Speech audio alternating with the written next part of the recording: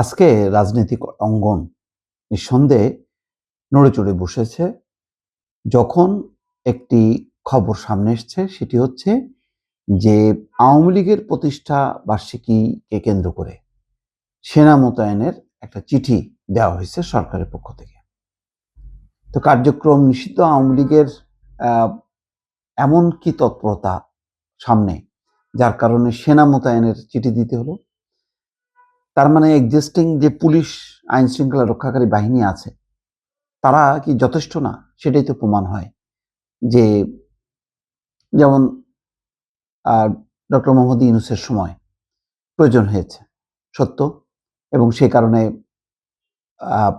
ঘন ঘন বিভিন্ন জায়গায় সেনা মোতায়েন করতে হয়েছে। আইন শৃঙ্খলা পরিস্থিতি অনেক গুলো ঘটনায় সেনাবাহিনীর সদস্যরা যে সামাল দিয়েছে। তো এখন কি সেই রকম অবস্থা? কয়েকটা মিছিল দেখা গেছে গাজীপুরের দিকে, পুলিশকে উদ্দেশ্য করে বলতে শোনা গেছে, হ্যাঁ, যে আগে না বাড়তে মাইরে ফেলাবো, এরকম।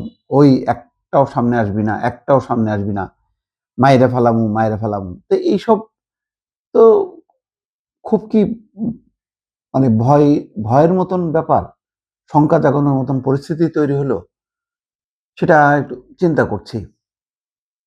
এমনি ফাঁকে ফুঁকে বিভিন্ন তারা ছোট ছোট মিছিল টিছিল করে, তো এগুলি তো ঠেকানো মুশকিল। কারণ আওয়ামী লীগ একটি বড় রাজনৈতিক সংগঠন, তার একটা অবস্থান আছে, তার সঙ্গে রাজনৈতিক একটা সেটেলমেন্টে এখনো যাওয়া সম্ভব হয়নি। সেটা সরকারকে দোষ দিব না, এটার মূল দায়িত্ব ছিল আওয়ামী লীগের। আওয়ামী লীগ কিভাবে রাজনীতিটা করতে চায় সেই রূপটা এখনো প্রকাশিত না। সবচেয়ে বড় কথা হলো যে তাদের বিরুদ্ধে গণহত্যার বিচার চলছে। সেই বিচারে শেখ হাসিনার ইতিমধ্যে দণ্ড হয়েছে, মৃত্যুদণ্ড হয়েছে, অন্যান্য নেতাদেরও দণ্ড চলছে। এই অবস্থায় আওয়ামী লীগ স্বাভাবিক কার্যক্রম করবে এটা মনে করার কোনো কারণ নেই। সুতরাং সংগত কারণেই সরকার তার যে নিষেধাজ্ঞা তার কার্যক্রমের উপর ইউনূস সরকার আমলে সেটি বহাল রেখেছে। তো এর মধ্যে নির্বাচন হয়েছে, নির্বাচনের পর আওয়ামী লীগের সেই অবস্থানটা একেবারেই শূন্য একটা অবস্থা দেখা গিয়েছিল, যে কোথাও কোনো তার কার্যক্রম নেই, সাড়া শব্দ নেই। শেখ হাসিনাও কোনো অডিও ডায়ালগ দেয় না, ভাষণ দেয় না। তো এক সম্প্রতি আবার তাদের নাড়াচাড়া বোঝা যাচ্ছে। তো এখানে বলা হচ্ছে যে আওয়ামী লীগের নেতাকর্মীরা নির্বাচনে অংশ নিয়েছে, তারা কোথাও আওয়ামী লীগ, কোথাও বিএনপি, কোথাও মানে জামাতকে ভোট দিয়েছে, এনসিপিকেও ভোট দিয়েছে। তো এখন তারা কেন তাদের অধিকার ফিরে পাবে না?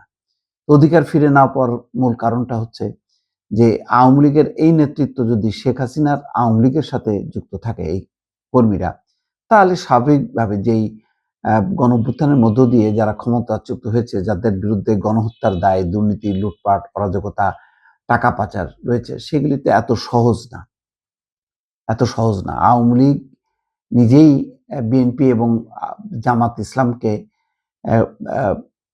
মানে কোনো অভিযোগ না থাকা সত্ত্বেও তাদেরকে বলা যায় প্রায় নিষিদ্ধ করে রেখেছিল তাদের কার্যক্রম।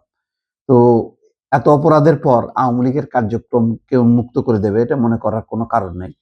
কিন্তু একটাই জিনিস যেটা, সেটা হলো যে তাদের এই শক্তি বৃদ্ধির নেপথ্যের কারণটা কি? এখানে যে চিঠি দেওয়া হয়েছে সেনাবাহিনীকে, তাতে দেখা যাচ্ছে ঢাকা, চট্টগ্রাম, গাজীপুর মহানগর, নারায়ণগঞ্জ, গোপালগঞ্জ এবং ফরিদপুর জেলায় আইন শৃঙ্খলা রক্ষা, জননিরাপত্তা নিশ্চিত করা এবং জনগণের জানমালের সুরক্ষায় 9 দিনের জন্য প্রয়োজনীয় সংখ্যক সেনা মোতায়েনের অনুরোধ করা হয়েছে। 22 থেকে 30 June in aid two civil পাওয়ার হিসেবে সেনা সদস্যরা কাজ করবেন বলে চিঠিতে উল্লেখ করা হয়। 23 জুন অর্থাৎ কালিত আগামীকাল তাদের প্রতিষ্ঠা বার্ষিকী, সেটাকে সামনে রেখে মিছিল, শোডাউন এবং অন্যান্য কর্মসূচি পালন করবে, যেটা এখন আইনের দৃষ্টিতে বেআইনি, সেটা ঠেকানোর জন্য এই প্রস্তুতি নেওয়া হচ্ছে। কিন্তু এগুলি করে কি আওয়ামী লীগকে ঠেকানো যাবে কিনা? আর আওয়ামী লীগ তার অবস্থান থেকে যদি বিচ্যুত না হয়, তাহলে এটা বোঝাই যায় যে ক্ষমতাসীন বিএনপি সরকারের সঙ্গে এবং ক্ষমতার বাইরে বিরোধী দল জামাত, এনসিপির সাথে এবং বিএনপি এই দলগুলোর সঙ্গে মানে সামনে বিরোধ, সংঘাত এটা অনিবার্য। এখন জানি না এর মধ্যে জামাত পৃষ্ঠপোষকতা দেবে কিনা, না মানে নিয়ম অনুযায়ী দেওয়ার কথা না, বা বিএনপিও কোনো সেটেলমেন্টে যাবে কিনা সেটা এখন বোঝা যাচ্ছে না। আপাতত একটা শক্তি অর্জন করেছে আওয়ামী লীগ, সেটা প্রকাশ পেল অন্তত এই চিঠির মধ্য দিয়ে। এটা অবশ্যই বলা যায় যে সম্মিলিতভাবে রাজনৈতিক দলগুলো এখন পর্যন্ত গণঅভ্যুত্থানের পর তাদের যেই অবস্থান, সেই অবস্থানটা যে সুসংহত হয়নি, অন্তত আওয়ামী লীগের এই শক্তি বৃদ্ধির মধ্য দিয়ে সেটি প্রমাণ হচ্ছে।